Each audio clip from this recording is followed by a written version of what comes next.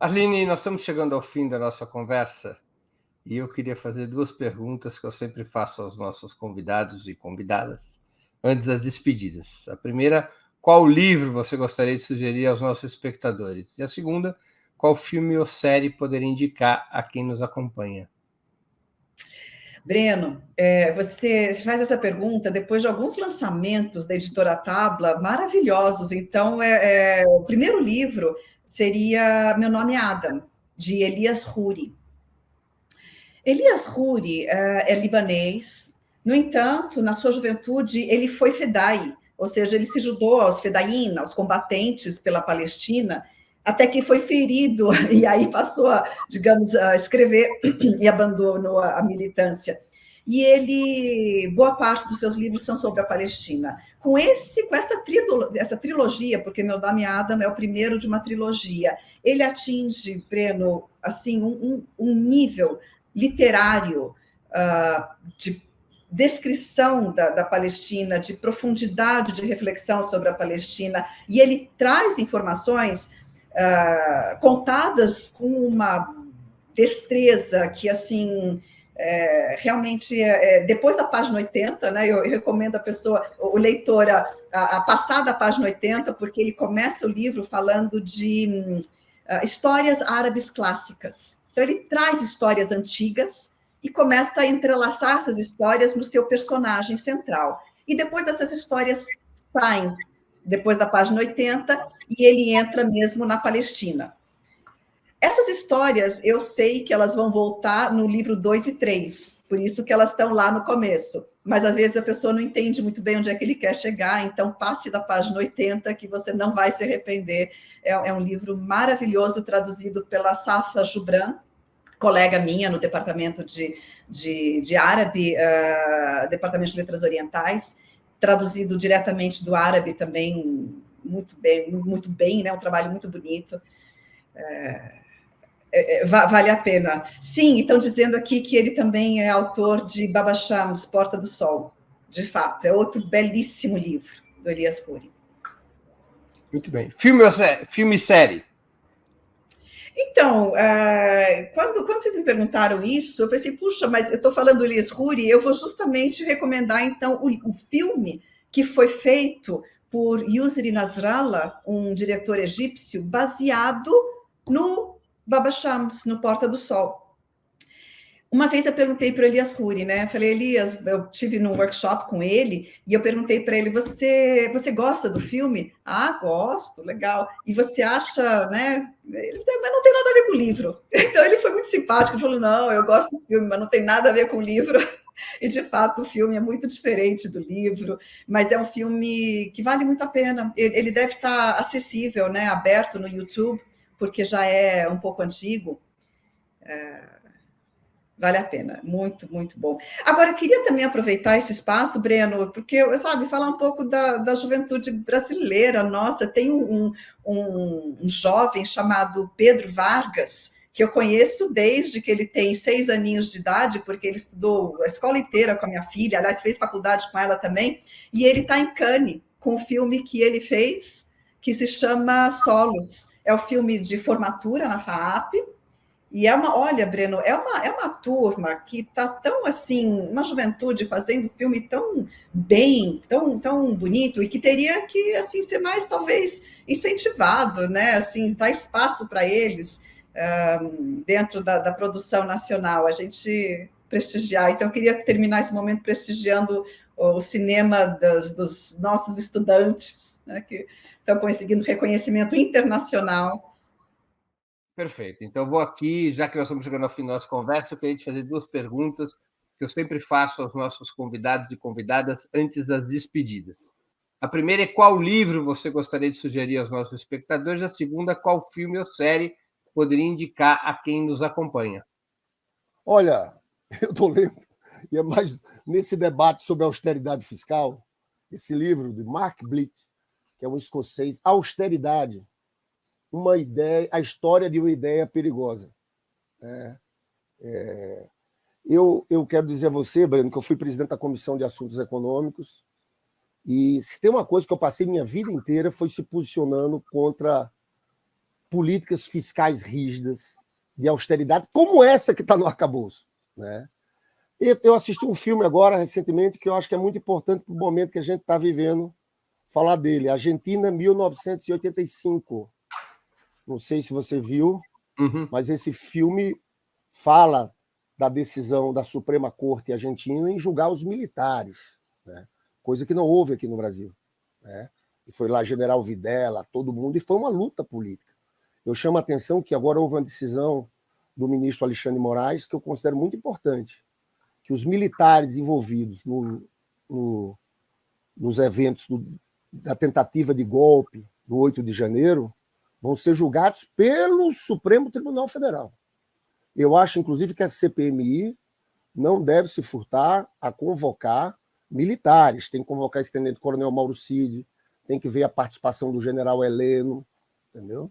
Então, eu acho que esse é um filme muito importante. E estou vendo uma série agora interessante também, Cleópatra, que é uma versão, são quatro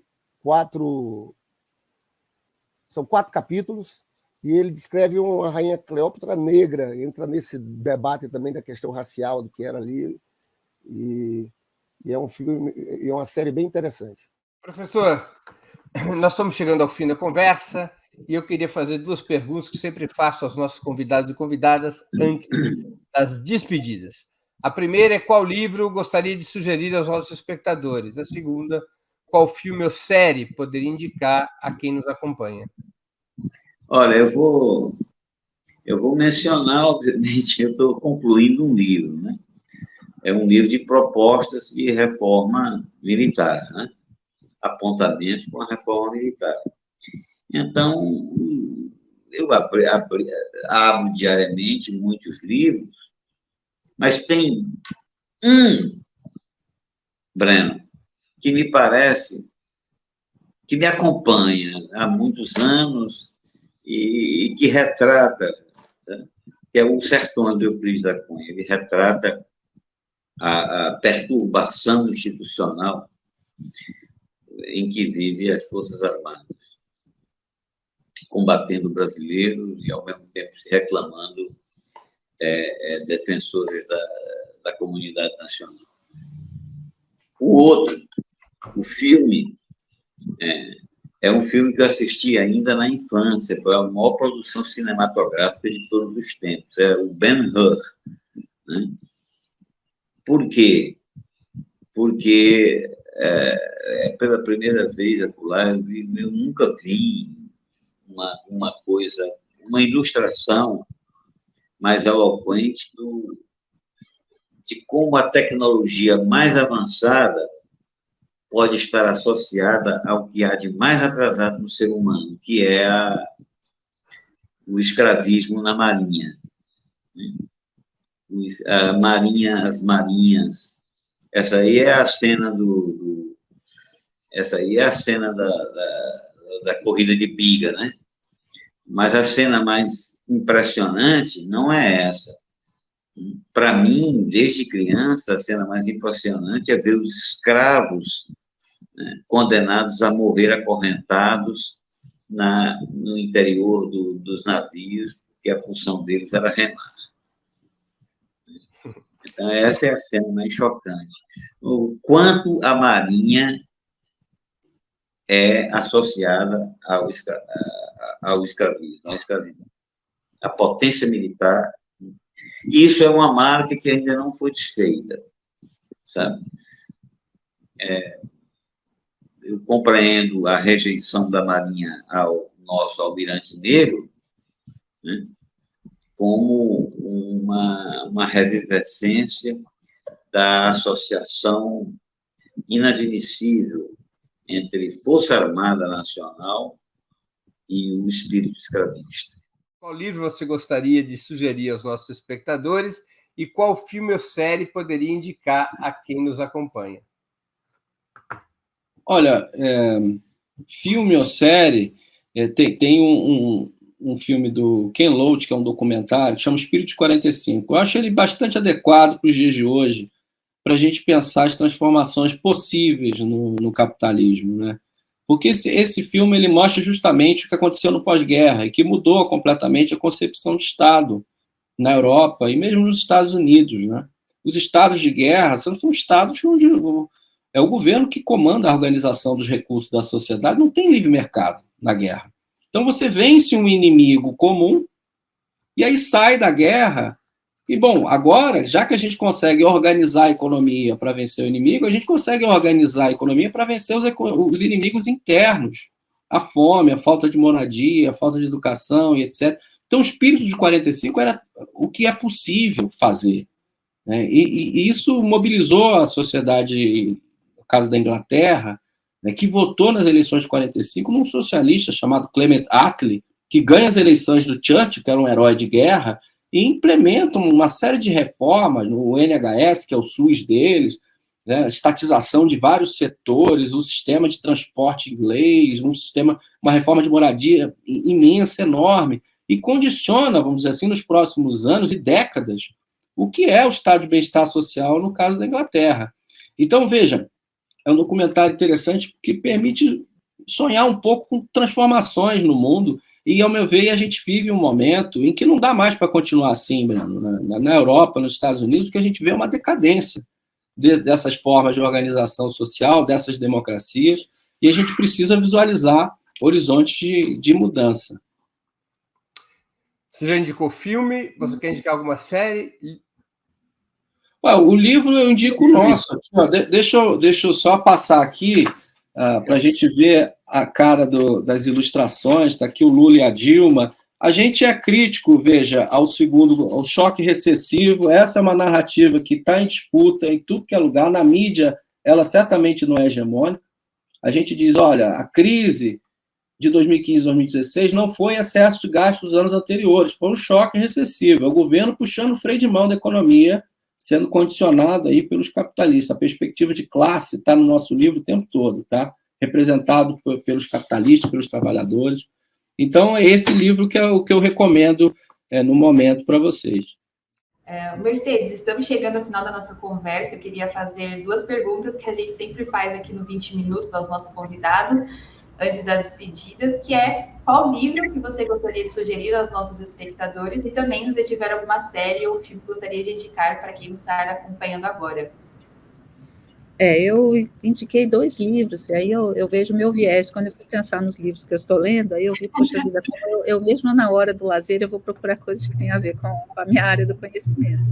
Então, são 2 livros, que é um resumo, assim, é uma breve história, né, da vida na Terra, mas que é muito interessante, porque mesmo tendo estudado tudo isso na biologia, né, é muito interessante como a gente vê de forma muito resumida as grandes transformações que o planeta sofreu e como a vida, os processos de extinção, de diversificação. Então, esse planeta extremamente dinâmico e é de uma beleza enorme, né, a gente entender que hoje os organismos que a gente tem vieram de toda essa história evolutiva extremamente tumultuada do planeta, né? Então, é muito bonito. E o segundo livro é de uma autora que ela é uma pesquisadora, uma professora de botânica. Na verdade, ela traz um conceito, né, que é traçando, né, a gramínea, né, esse que... E ela é, na verdade, de uma etnia, né, de um povo originário nos Estados Unidos, e ela mostra esse caminho todo de reconexão do conhecimento tradicional com o conhecimento científico dentro da biologia. Então, são pequenos capítulos, cada um dos capítulos ela traz muito da história pessoal e como ela foi fazendo de novo, né, essa associação entre aquilo que ela lembrava do conhecimento tradicional, né, e o conhecimento científico. Então, ele também é muito, muito bonito, né, nessa trajetória de reconciliação dos diferentes saberes, né? Então, são 2 indicações.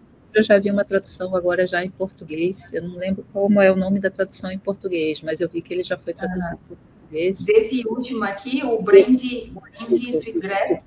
Isso. Ele já tem uma tradução em português. Boa. Uma tradução em português, procurem, porque é muito interessante, são capítulos que podem até ser lidos de forma separada e muito bacana a trajetória pessoal dela também. Sim, eu posso pedir para a produção colocar o outro também, vocês só para ler o nome do título, A Very Short History of Life on Earth, que é do Henry G. Nesse não temos ainda português de tradução em português, mas pode ser adquirido, né? Às vezes, quem tentar aí ler um pouco em inglês, esses dois que a professora Mercedes está indicando. Mercedes, se tiver também alguma indicação de série ou filme, também aceitamos. Eu falo que eu não consigo muito acompanhar as séries, porque não dá muito tempo, né? Mas eu recomendo aí que é uma comédia muito boa, eu acho, pelo trio de atores principais, né? Que é só assassinatos, né, no edifício, né? O título em inglês é Only Murders in the Building. É divertida, é muito bem construída, e os atores também estão fantásticos, tem uma interação muito forte entre eles, então ela os momentos de relaxamento, eu acho que vale a pena assistir. Não é nem tão nova, mas porque a gente não consigo acompanhar os últimos lançamentos, mas eu me diverti bastante. Eu sou muito fã aí dos dois atores, né, mais seniors, e a interação deles, né, com a Selena Gomez é muito boa também. Sim, a gente até comentava aqui nos bastidores, né, Mercedes, que acho que foi indicada ao Emmy também, não sei se chegou a ganhar, mas teve uma repercussão grande, sim, essa série. Eu vi falar também, ainda não assisti, mas dizem que é muito bem construída mesmo. E ela tem um humor muito, muito fino, é muito interessante. A gente assiste, assim, muita leveza, né? Apesar do tema nem ser tão leve, né? Mas porque fala dela. Mas é um podcast de true crimes, então a gente associa também um pouco essa tendência, mas muito interessante.